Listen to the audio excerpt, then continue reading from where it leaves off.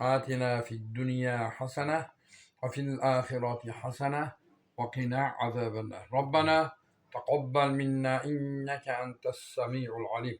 وصلى الله على سيدنا ونبينا محمد صلى الله عليه وسلم. Parvardigoro shu o'qigan xatmi sag'ir mana bu qilinayotgan ihsonlardan hosil bo'layotgan savobini mislini, xatmi Qur'onni savobini mislini janob payg'ambarimiz Odam alayhissalom, tamomiy payg'ambarlar, shahariyonlar, ashabi kiram, azvoji mutahharat tobiin, tabi'a tobiin, mushtahikina salafi solih, Alloh taoloning mana joylada o'tgan oliy do'stlariga, xususan sohib ihsonlarning ota-onalarini, o'g'illariga savobini mislini hadoya qildik. Ihsonlar dargohi maqbul qildi.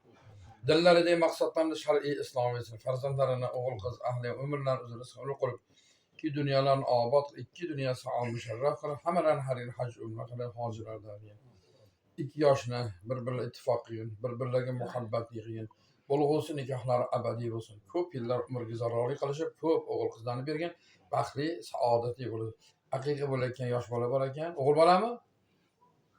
Aqiqa bo'layotgan bor, aqiqa bo'lyaptimi? Qiz bola. Qiz bola. Mana umri uzun, rasul iboli, hayoli qoriyalardan bo'lsin. Dunyoni tinch qilsin, yurtimizni tinch qilsin. Shuni qatorida vodiyimiz, viloyatimiz, tumanlarimiz, shahar, xonadonlarimiz tinch. O'z rahmat, barakotini Alloh taolo hammamizni xonadonimizga yog'dirsin. Bu tinchlik barqaror bo'lsin. Ummat Muhammadning oxirgi nafasi, oxirgi kalimasi la ilaha illalloh Muhammadur rasululloh.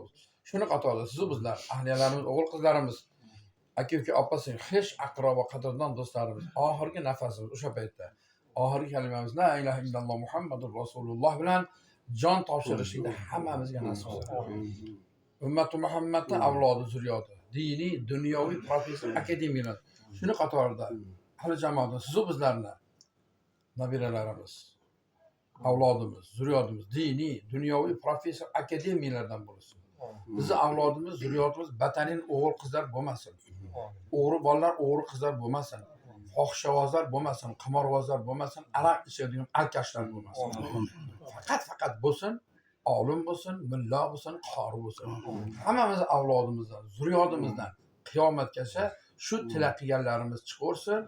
Hammamizni oqibatimizni bahayr qilib, jannatda ham birga bo'laylik, dunyoni tinch qilsin, yurtimizni tinch qilsin. Vodiyimiz, viloyat tumanimiz, shahar, qishloq, mahallaki xonadonlarimizni tinchligini bundan-da barqaror qilsin. Yana bir bor hammamiz jannatda ham birga bo'laylik. Alloh